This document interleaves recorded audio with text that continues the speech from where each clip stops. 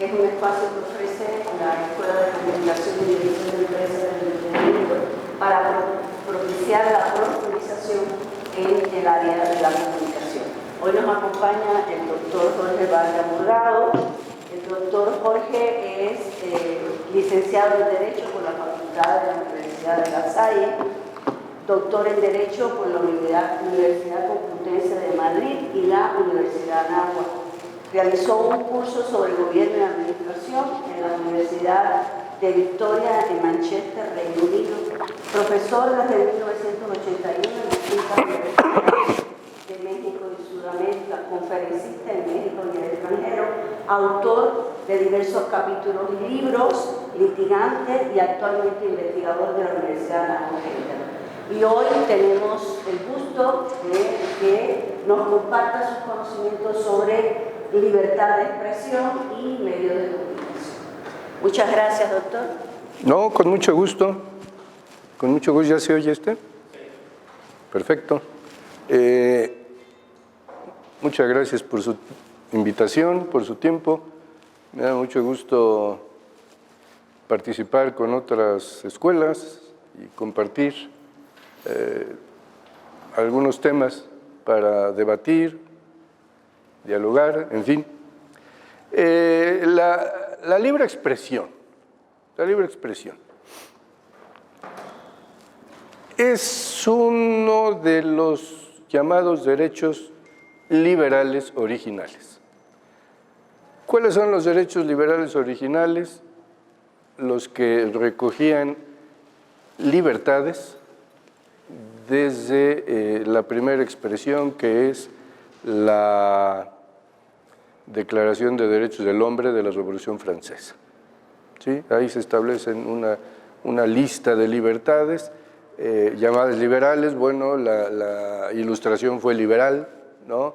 Y recogían libertades estrictamente jurídicas y estrictamente a secas. ¿A qué me quiero referir? Ahora los derechos humanos tienen, por ejemplo, atención a la salud, que ese ya es un derecho que hay que pagar, ¿no? La atención a la salud está en función de que se pueda pagar. En cambio, estos simplemente son libertades de perfil liberal. La libertad de expresión, pues es por sí sola muy clara, ¿no? Podernos expresar, poder decir no lo que pensamos, poder decir lo que queramos, ¿sí? Porque no todo proviene de la razón o cosas así. Sin embargo, la ley, las convenciones internacionales, la doctrina, la literatura de fondo tiene expresiones de libertad, de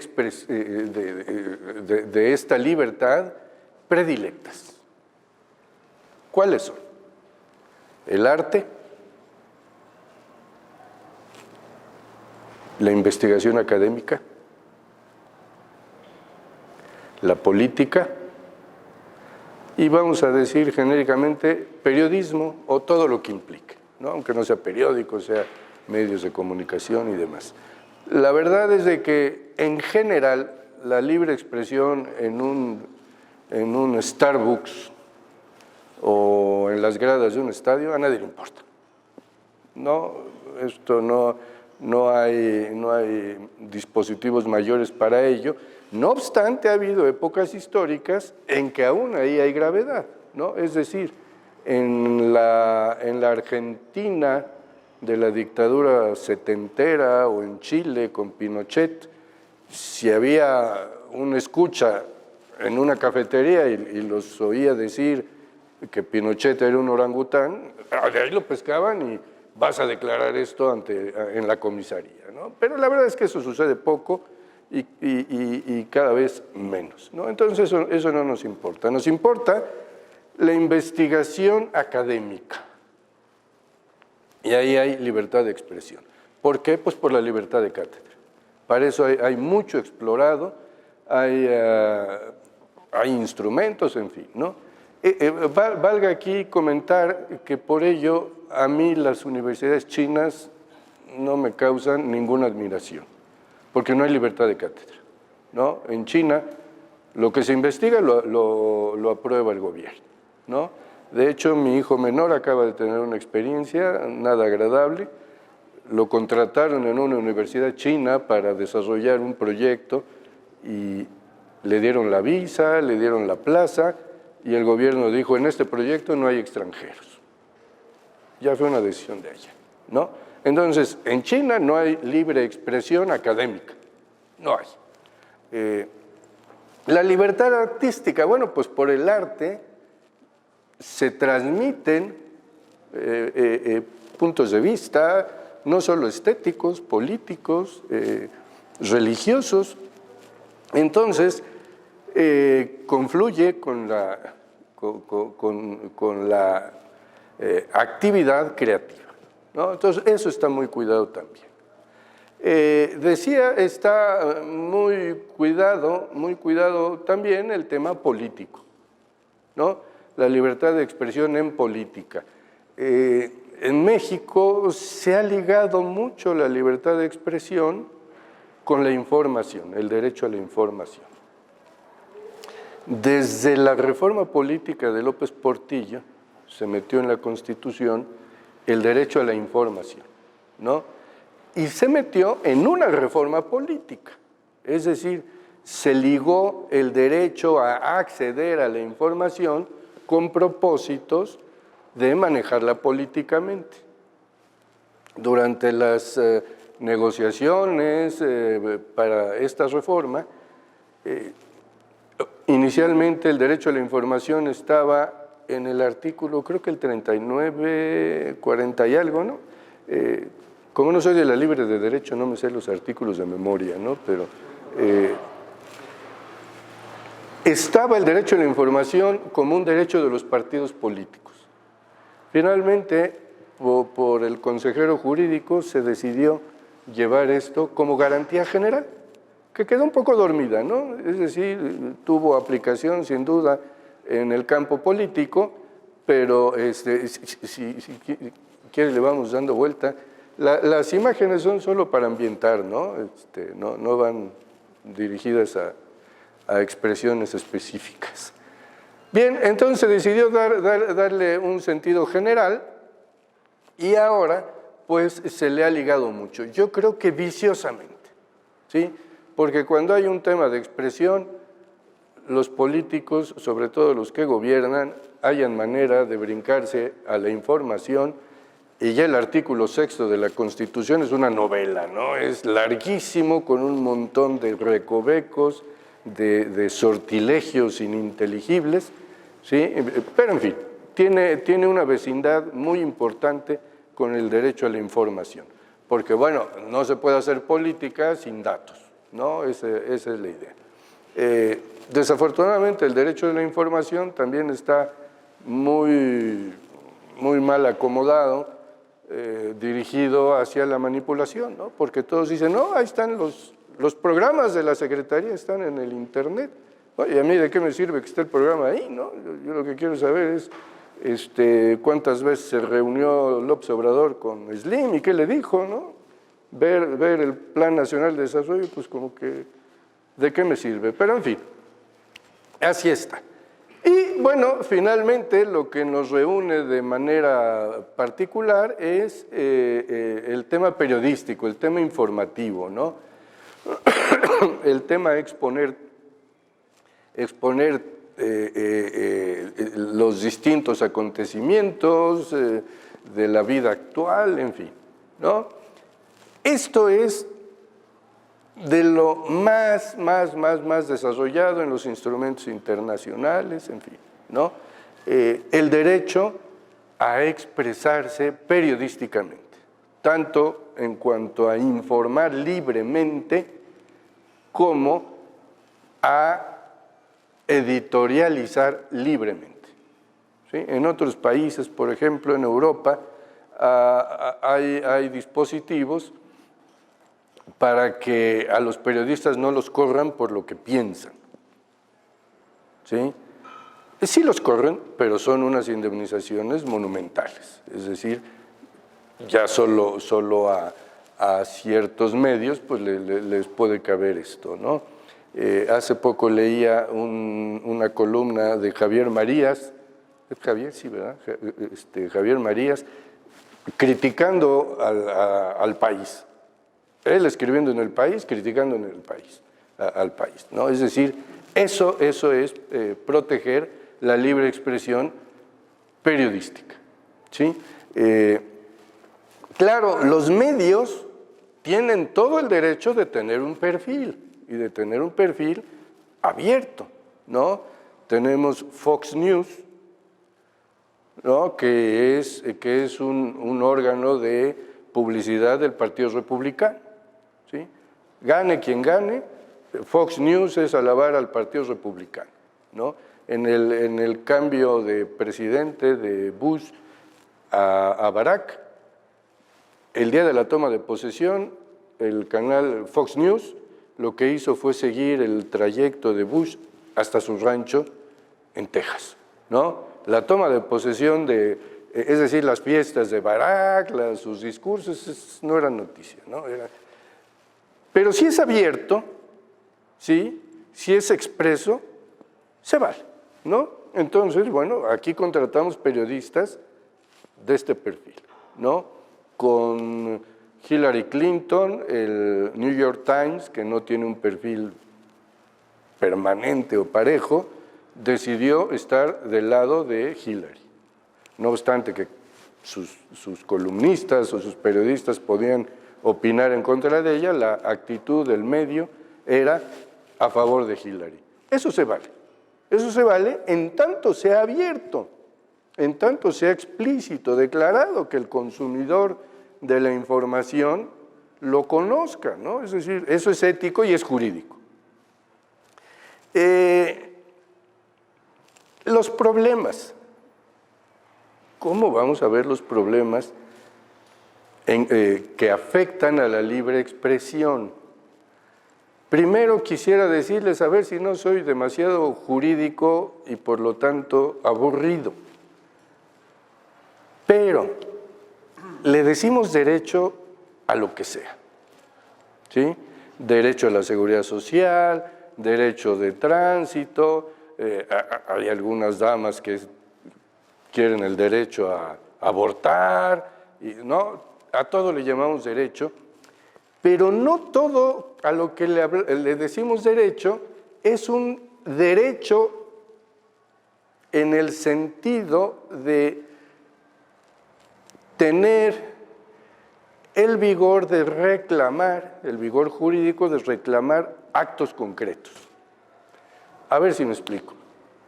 Yo si rento un local, pues tengo derecho a la renta, ¿no? Esa es una prestación clara, tradicionalmente jurídica, ¿no? Yo tengo este derecho y tú tienes esa obligación, ¿sí? El derecho constitucional a la educación primaria es de este tipo. Yo tengo el derecho a que me des educación primaria y tú tienes la obligación de hacer escuelas,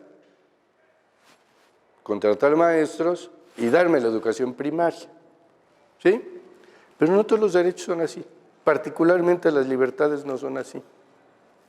Las libertades tienen un correlativo distinto. Si las vemos como privilegios, entonces el correlativo no es una prestación concreta, sino que el correlativo es un no derecho o no atribución. Entonces, si yo tengo derecho de tránsito, a lo que la carga obligacional del Estado es no estorbarme mi camino. No es hacer carreteras, no es hacer banquetas, es no estorbarme. Es decir, no tiene atribución de hacer nada en contra de mi derecho, ¿sí? De este perfil es el derecho a la libre expresión. El correlativo del Estado es no hacer nada, o más aristotélicamente dicho, no hacer algo en contra de mi libre expresión, ¿sí? Si lo entendemos así, lo entendemos mejor. Hay muchos autores, sobre todo los actuales, sobre todo tipo nazismos, de los distintos nazismos que hay ahora, que dicen, es que el Estado está obligado a poner medios al alcance de las personas y que se expresen. Eso realmente no funciona. Que es bueno, pero no funciona como una exigencia al Estado. ¿Sí? Pues yo podría decirle al Estado, oye, pues pon una estación de radio para que ahora pico yo diga lo que se me ocurre. Pues eso no tiene sentido, ¿no? No tiene sentido. Que el Estado ayude, que esto y que lo otro, pues muy bien. Pero no es algo que deba hacer el Estado. El Estado a lo que está obligado es a no estorbar. Y por cierto, ahí dice, ¿no? Daría mi vida porque tú expreses. Yo no daría la vida, sí daría muchas cosas, no la vida. Pero bueno, es estrictamente liberal esto, ¿no? Tú puedes hablar y decir. El Estado, entonces, no está obligado a hacer algo en concreto, sino no embarazar, a no estorbar. Y aquí se abre un abanico tremendo de qué cosas hacen el Estado y los grupos de poder precisamente para embarazar, para manipular la expresión. ¿Sí? Se usa mucho la palabra cooptar. Lo cierto es que lingüísticamente no existe, ¿no? Pero cooptar, dicho como esta acción para manipular, para atraer a que las cosas funcionen de tal manera. Bueno, por ahí van a aparecer las fotos de Díaz Ordaz y de un chango, ¿no? Dicen, es que había censura. Realmente no había censura. En aquellas épocas existía una empresa que se llamaba Productora e Importadora de Papel S.A., PIPSA, y era del gobierno, y era la única que tenía papel periódico, ¿no? Entonces, el gobierno no manipulaba, tú di lo que quieras, ¿no? Otra cosa, no creas que quiero manipularte, depende si mañana llega el tráiler con papel a tu periódico o no. ¿Sí? Sí saben esa anécdota de Díaz Ordaz. Bueno, en un periódico, El Diario de México, un día publican una foto de Díaz Ordaz en un evento y publican la foto de un chango de no sé qué, y dijo el periódico siempre que el armador de la página, en primera plana, se había equivocado con los textos, ¿no? Entonces, el texto de Díaz Ordaz lo tenía el chango y el del chango lo tenía Díaz Ordaz. Bueno, esa tarde dejó de salir el periódico hasta que entró Luis Echeverría. Fue el año 67, se echó 3 años de vacaciones, ¿no? Porque le dijeron, ay, pues, ¿qué crees? Ya no hay papel. ¿Y cuándo va a haber? Te avisamos. ¿No? Ahí te avisamos. El neoliberalismo, vamos a subirnos a esta, ¿no? El neoliberalismo lo que trajo fueron billetes, ¿no? Billetes. Por ejemplo, hace años, vamos a empezar cronológicamente con Luis Echeverría. Un día, el secretario de Patrimonio Nacional que manejaba todas las paraestatales le quitó la publicidad a Televisa. Toda la publicidad, ¿sí? Y entonces el secretario le dijo a Echeverría, el secretario era Horacio Flores de la Peña, esto me lo platicó él, le dijo a Echeverría, señor presidente, cóbreles los impuestos y nos quedamos con Televisa.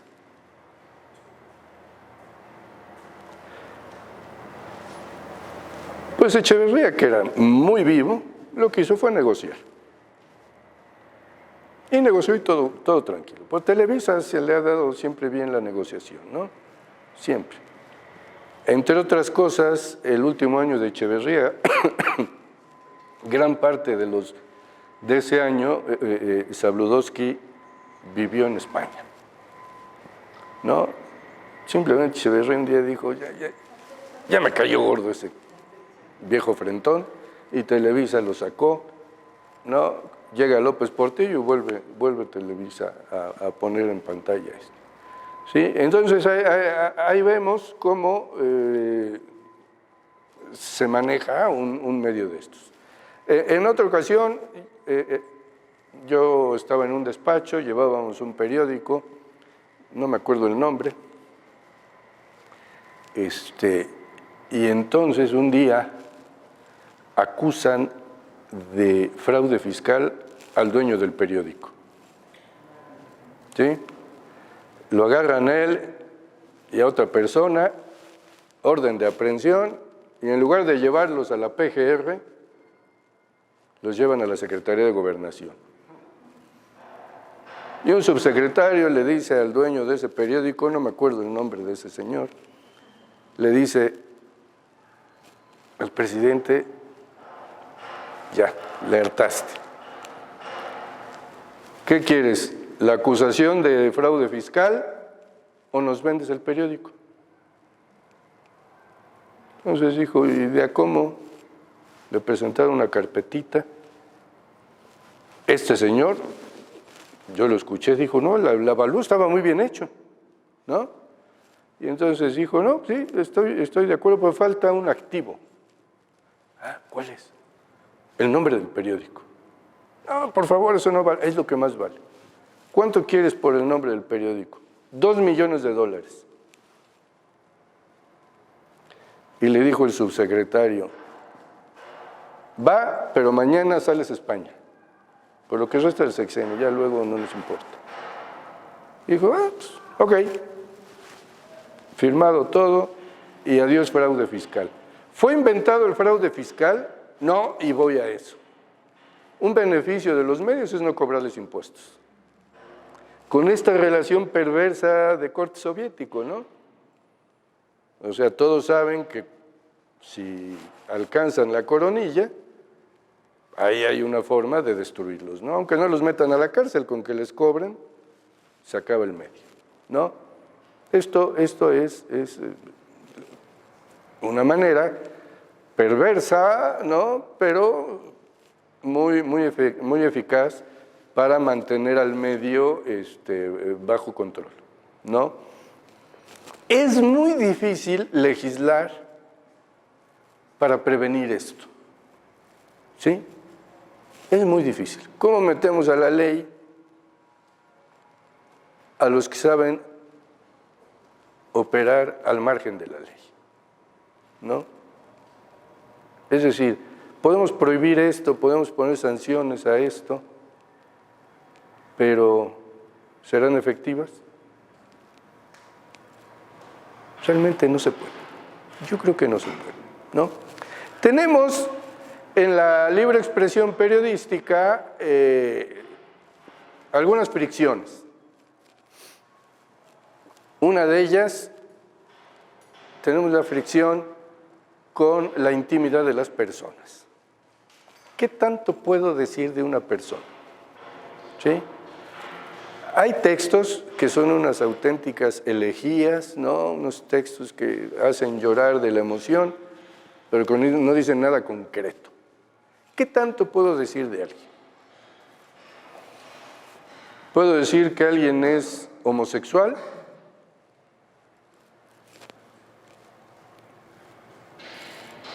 ¿Puedo decir que alguien es homosexual?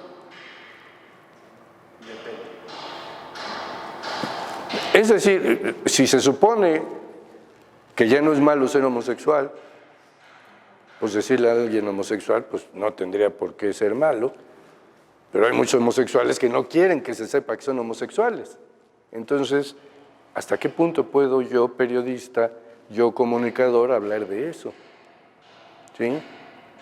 Yo estoy seguro que nadie tiene derecho de expurgar en mi expediente psiquiátrico, ¿no? Nadie. Pero ¿qué les parece cuando alguien preguntó en Los Pinos qué tanto Prozac toma Fox? La respuesta fue, eso es su intimidad y no te vamos a contestar. mal, equivocado, porque Fox lleva los caminos, lleva las riendas del país. Ahí sí tengo derecho a saber, ¿no? Porque Fox tomaba suficiente Prozac, ¿no? Como para ver a Frida Kahlo hermosísima, ¿no? Le decían, es que vive en Foxilandia.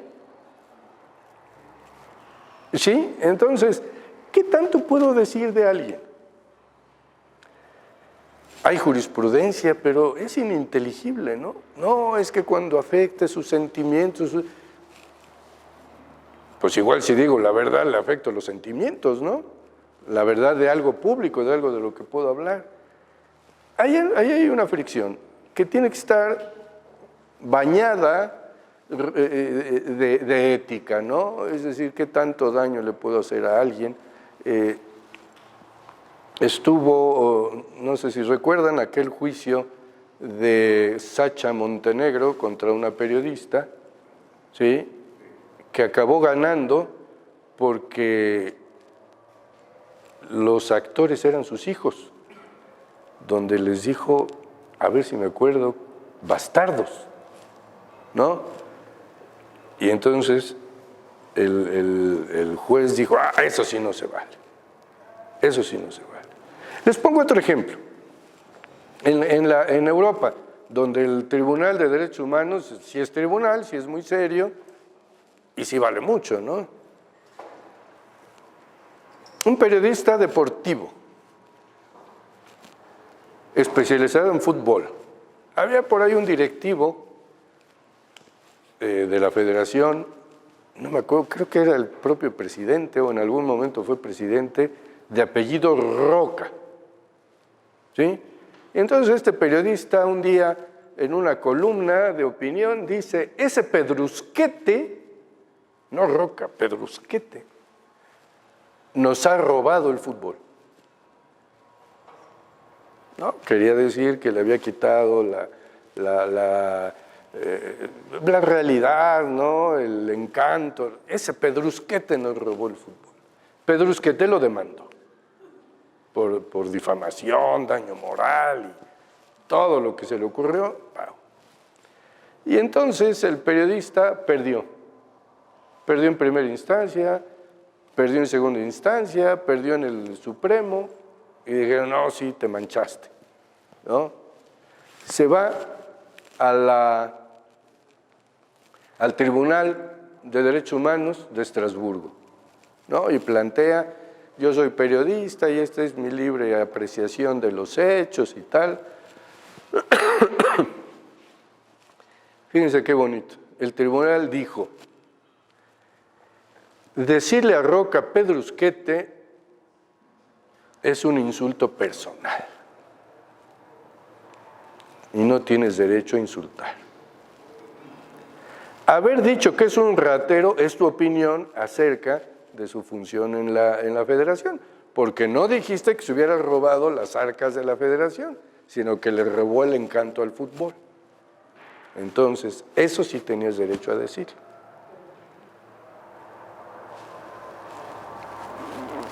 Vaya, eso es una buena orientación, ¿no? Es una buena orientación. ¿Hasta qué punto meterse con alguien? Yo tuve un caso de un periodista deportivo. La verdad sí se mancha, sí se pasa, ¿no? Sus iniciales son Carlos Albert, ¿no? Sí lo ubican, ¿no? Es muy pasado. Es muy pasado. Y no la han demandado más, pues porque no han querido, pero es una calamidad. Un día un empresario, entre futbolístico, taurino y tal, Carlos Albert, no sé qué majadería dijo de él, ¿no? Que sí estaba fuera de lugar. Lo demanda y lo defiendo, ¿no? Y los abogados pues tienen que decir algo, ¿no? No vas a llegar a decir si es culpable, pues no era yo su suegro, era su abogado. Y entonces se me ocurrió, retomé una argumentación que vi yo en Inglaterra. Si alguien me va a acusar de afectar su autoestima y moralidad, vamos a balancear cómo anda su moralidad. ¿No? Resulta que este empresario deportivo, pues es un pillo también, porque los empresarios deportivos suelen ser unos pillos, en general. Y este señor había hecho varias cosas y había dado una entrevista al Playboy mexicano, que es bastante chafa, ¿eh? Entonces mi respuesta que le hice al señor Albert fue: niego, pero a ver, su señoría,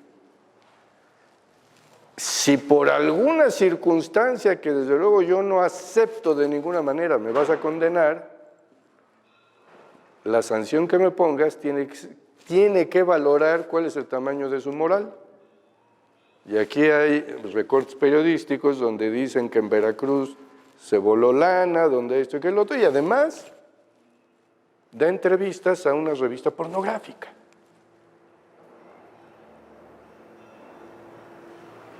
¿No? Entonces, bueno, la indemnización por afectar su moral, pues tendrían que ser como 3 pesos, ¿no? Porque afecté una moralidad de este tamaño.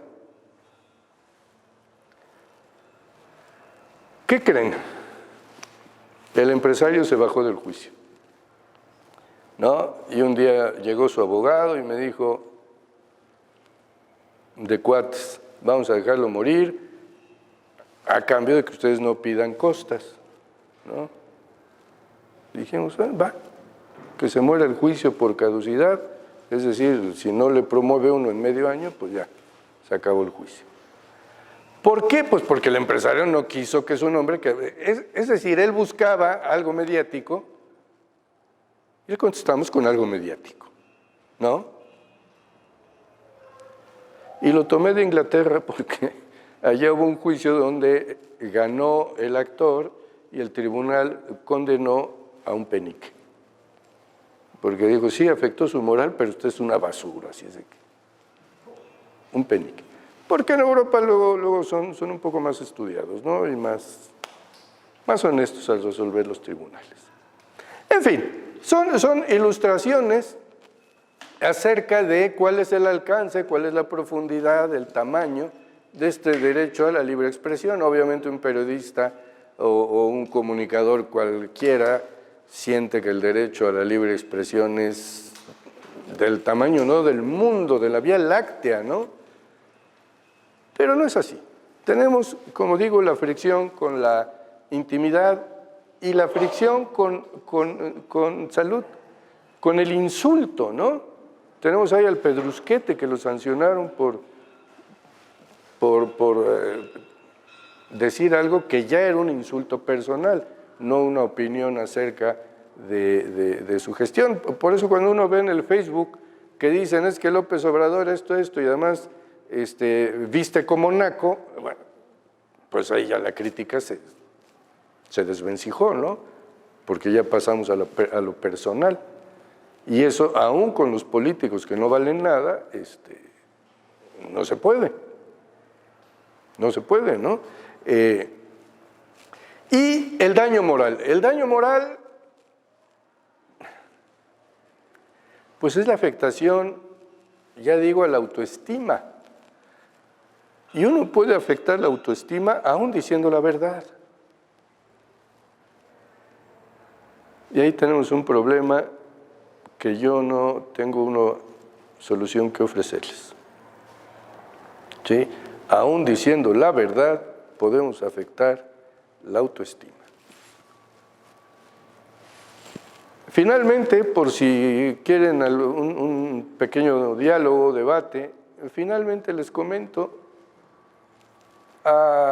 tiene poco tiempo que se agregó el derecho de réplica al elenco jurídico de nuestro país. No ha funcionado. Y no ha funcionado porque el derecho de réplica solo procede en contra de expresiones falsas. Cuando se falta la verdad puede haber réplica, ¿no? De tal manera que Bartlett pues nunca va a pedir réplica, ¿no? Porque tendría que demostrar que no es verdad que es un ratero sin vergüenza, ¿sí? Y el tema de qué tanto me va a hacer caso el medio, porque el medio puede decir, no, lo dijo él, no yo. Y si yo te doy derecho de réplica en hora pico, pues tu derecho de réplica me va a costar 3 millones de pesos, ¿no? Los anuncios de ese rato. Entonces, la verdad es que no hemos visto que eso funcione mayormente. No funcionaba, ya existía, de acuerdo a la ley de imprenta para los periódicos, y no funcionó nunca.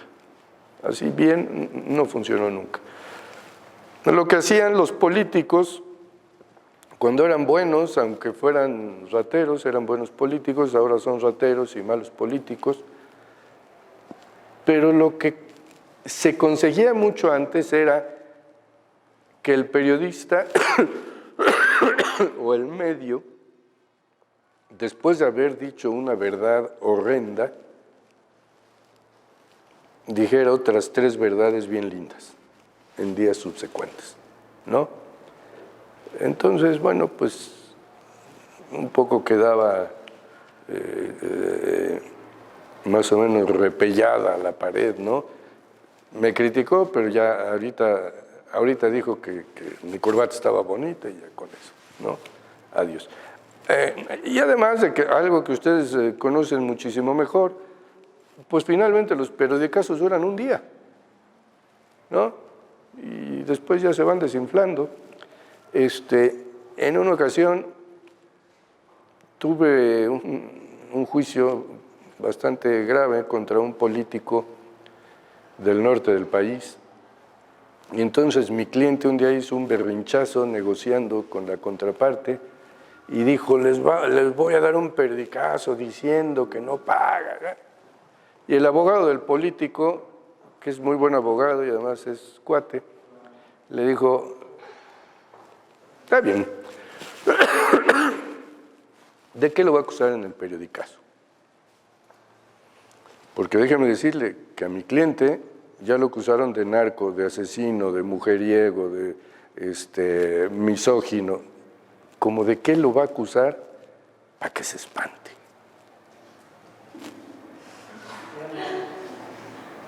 Y ya saliendo le dije a mi cliente, hombre, no seas imbécil, ¿no? Como, eso no sirve de nada. El medio te va a cobrar muchísimo más que si fuera publicidad oficial, ¿no?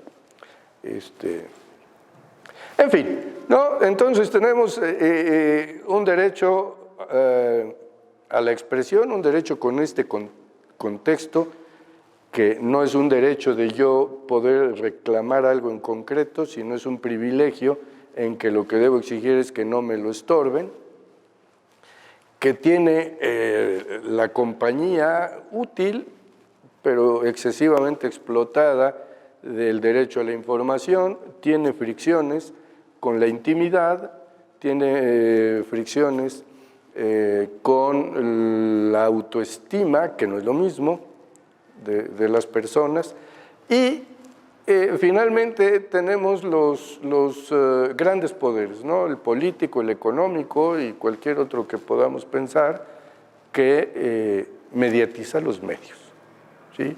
Y contra eso, pues hay poco que se puede hacer, ¿no?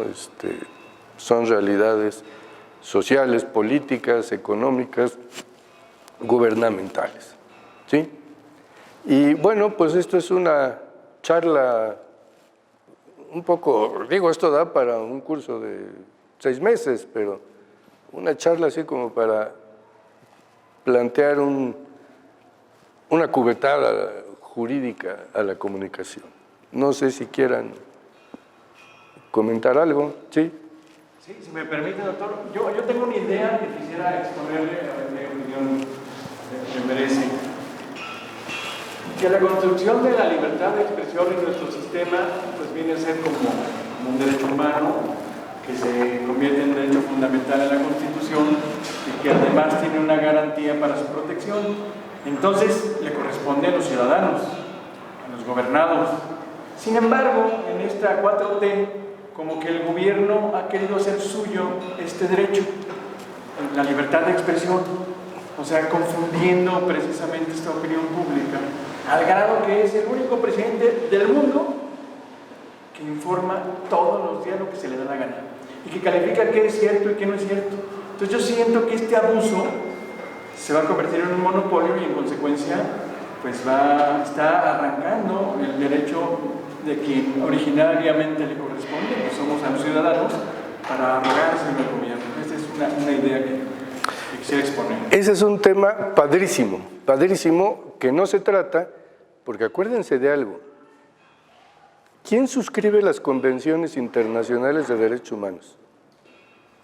Los gobiernos. ¿Sí? Entonces, no se enamoren de las convenciones, están muy negociadas y muy dirigidas. ¿Sí? Pues los gobiernos no firman cualquier cosa. Entonces,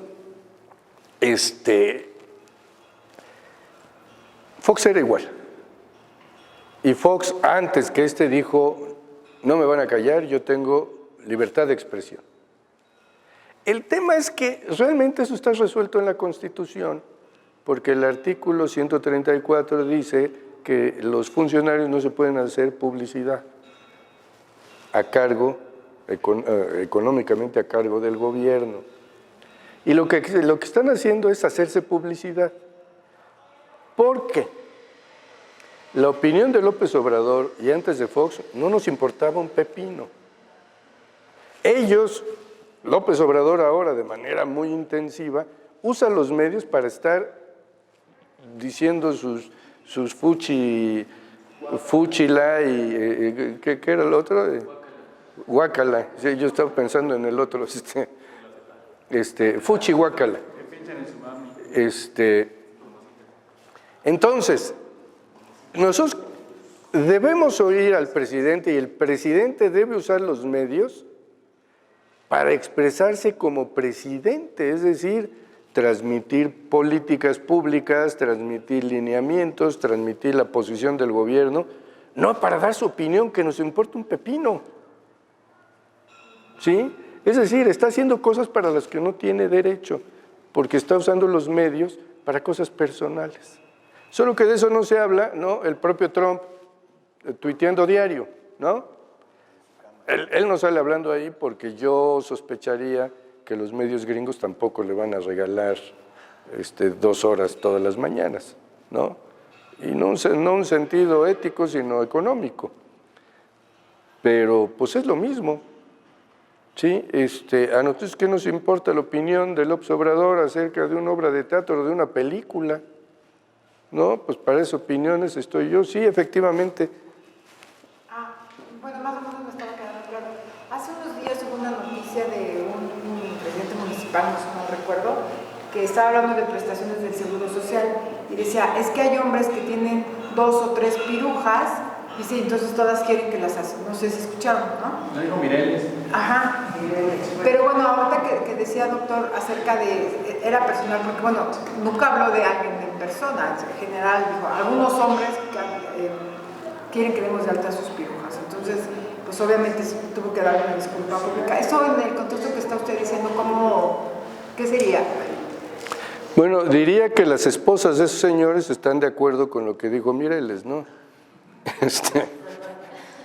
Entonces, la objeción no es tan generalizada. Ahorita, como dices, él es una opinión personal que tiene, ¿no? Pero su carácter de presidente, su investidura de un funcionario público no le permitiría dar una opinión personal de lo que él está pareciendo una realidad, ¿no? Sí, pero quién sabe. Sí, pero quién sabe. Yo con el tema del lenguaje tengo un prejuicio, y lo digo como prejuicio, ¿no? Yo no tolero a los que quieren manipular o decidir o dirigir mi vocabulario, ¿no? Yo eso de niñas y niños, y eso me da escozor, ¿sí? Y jamás lo digo, y ya todo eso homofóbico, misógino, esto, lo otro, es un exceso. El señor Mireles es un naco, pues, pero hay una jurisprudencia como de hace 60 años, de cuando la corte era corte y no también estos payasos, y la jurisprudencia se refería a las injurias como causal de divorcio, ¿no? Total, una señora pidió el divorcio porque su marido le dijo pendeja. Y le dieron el divorcio y el juez dijo, pues como le dijo pendeja, pues eso es una injuria. Y la corte dijo, no, a ver, espérate. Hay ambientes socioeconómicos donde pendejo, cabrón, puto, es el lenguaje ordinario. Entonces, perdón, Miss, yo sé que usted no sabe qué significan esas palabras. Son feas. Pero, a ver, entonces, Mireles es un patán. Yo creo que hasta medio narco y tal. Pero vive en una zona donde eso no es tan grave, ¿sí? No es tan misógino. Es más, es una zona donde no hay misoginia porque no saben qué es eso. ¿Sí? Entonces, bueno, pues es un juicio lingüístico que da mucho para despreciarlo y seguramente es un sujeto despreciable, pero insisto, en el ambiente donde se desenvuelve normalmente, probablemente no sea una expresión estricta, directa e indudablemente ofensiva. Entonces aquí ya es un exceso, ya como cualquier cosa que uno pueda decir dependiendo quién lo escuche, donde lo digamos. Sí, por ejemplo, Cronkite, ¿se acuerdan? No se acuerdan, son unos mocosos ustedes, pero Walter Cronkite fue el anchorman, creo que de CBS, ¿no? Y él en su autobiografía dice que cuando él empezó a ser el anchorman, hacer comentarios misóginos o racistas, pues no era malo, ¿no? Es decir, un anchorman podía decir algo así como, no, la violaron, pues claro, si anda ahí de borracha en un antro, pues merecido se lo tiene. Y socialmente, en esa época, no era visto mal, sino con, pues claro, ¿no? Pues claro, así es, o hacer comentarios de leer una noticia y decir, ay, golpearon a un negro porque se metió a un restaurante de blancos, pues, no, casi decir baboso, pues ¿cómo hace eso? Él no puede entrar a un restaurante de blancos. Entonces es muy de época, muy de lugar, muy de circunstancias. Y como bien dices, con agudísimo paladar, pues si no se lo dijo a alguien, no, pues no queda más que como un sujeto serrano, ¿no? Doctor, hay una noticia incluso de la época de Porfirio que tan mal visto era la homosexualidad, que sacó en un periódico que uno de sus... el caso de los 41, que salieron vestidas, o sea, y el 41 era un pariente de Porfirio. Era su yerno, Ignacio de la Torre. No, él era el 41, ¿no? Algo así. Él era el 42 y la noticia, agarraron a 41 maricas, estoy usando el lenguaje de la época, no es que yo los espero. A unos jotos. Y en esa época, cuando sucedía algo de este tipo, o a los borrachos, tempranito los sacaban a barrer. Y estos los sacaron a barrer vestidos de mujer, ¿no? Y el chiste es de que había el 42, que era Ignacio de la Torre, yerno de Porfirio Díaz, y no sé si voy a afectar las predilecciones históricas de alguien de ustedes, pero Emiliano Zapata fue caballerango de él, y dícese que le hacía otros servicios. Dícese fundadamente, ¿no? Había algunos indicios de que tenía una relación distinta con Zapata. Yo vi la foto, tiene una tía, la foto de Emiliano Zapata casándose con un enano vestido de novia. Se le había comentado esta foto original de aquella época. Sí. Además tenía perversiones sexuales retorcidas. Sí. Estimado doctor, muchísimas gracias. Si bien el Estado tiene como esa función de velar, ¿no? Ayudar a ordenar el derecho, ¿no? Recae sobre el ciudadano, la principal tarea la tenemos los ciudadanos. El derecho a, mal llamado, bien llamado, no sé, derecho a la información. Realmente se atenta permanentemente en los medios, ¿no? Contra la buena fama, contra la honra, ¿no? Y los ciudadanos realmente pues, no se suman, ¿no? Al rumor, a la murmuración, a la falsedad, etc. ¿Qué hacemos? ¿Qué hacemos las escuelas? ¿Qué hacemos los ciudadanos? Bueno, creo que las escuelas lo hacemos aún sin querer hacerlo, es decir, elevando el refinamiento espiritual de los estudiantes, que eso es en el fondo lo que hacemos aquí, ¿no? Y sin embargo la gente llega cansada a su casa como para estar haciendo discernimientos de este sí, este no. Simplemente se vuelven o nos volvemos espectadores, ¿no? Y, a ver, en México nos dejamos pisotear, en general. Va Pedro Ferriz de Con, cuando era candidato a la presidencia, lo invitan al TEC de Monterrey, en Saltillo, y ahí está en YouTube el video, ¿no? Lo invitan a, pues, a hacer política, porque es en lo que estaba, ¿no? Y luego Pedro Ferriz, que a muchos les resulta simpático, yo lo encuentro bastante pesado, pero en fin, ¿no? Y la gente ahí muy divertida con sus cosas, y le decía pendejo a Peña, y ¡ay! ¿No? O sea, en fin, ¿no? Y en eso un muchacho se levanta y le hace una pregunta acerca de que lo pescaron en un hotel de paso con una gorda, que valga el paréntesis, no obstante el dinero que tiene, no la llevaba al Camino Real, iba a un hotel de paso mugroso, o sea, parece que hasta el ambiente algo le excitaba, ¿no? Se pudieron ver en el Camino Real, llegar separados y encontrarse en una habitación, no, tenía que ser un hotel de paso, espejos en el techo y todo, ¿no? Y entonces le hace esta pregunta y Pedro Ferriz le contesta: eres un pendejo. Y le aplaudieron. Y no hubo un profesor, un directivo del TEC que dijera: perdón, deme el micrófono, usted no le va a hablar así a un alumno nuestro. Lo dejaron acabar y al final le dieron su, ¿no?